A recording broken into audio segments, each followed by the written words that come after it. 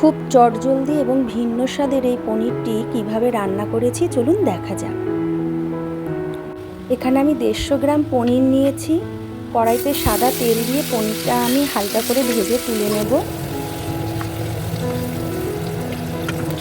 ওই তেলের মধ্যেই আমি একটা গোটা শুকনো লঙ্কা, কিছুটা গোলমরিচ আর একটা এলাচ ফোড়নে দেব।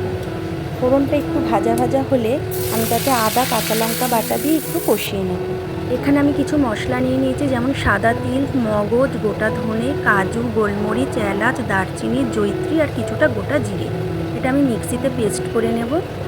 এটাও আমি একটু কষিয়ে নেব আদা, কাঁচা লঙ্কা বাটার সাথে। দিয়ে দেব পরিমাণ মতো নুন আর কিছুটা কাশ্মীরি লঙ্কার গুঁড়ো কালারের জন্য। মশলাটা আমার তেল ছেড়ে দিয়েছে। এবার দিয়ে দেব কিছুটা ফ্যাটানো টক দই। এইটা দিয়েও আমি একটু ভালো করে কষিয়ে নেব। দিয়ে দিলাম সামান্য মিষ্টি।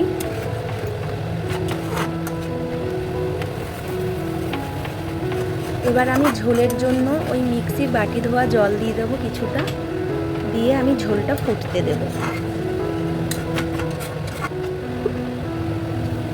ঝোলটা আমার ফুটে গেছে। এবার আমি ওই ভাজা পনিরগুলো দিয়ে আবারও কিছুটা রান্না করে নেব।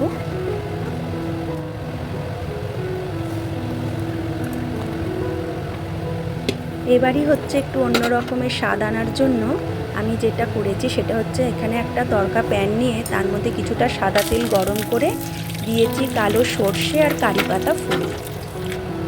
এটা আমি এই পনিরটার মধ্যে ঢেলে দেব, দিয়ে হালকা হাতে নাড়াচাড়া করে চাপা ঢাকা দিয়ে রাখবো। গ্যাসের ফ্লেমটাও আমি এখন বন্ধ করে দেব। রেডি হয়ে গেছে আমার ভিন্ন স্বাদের পনির।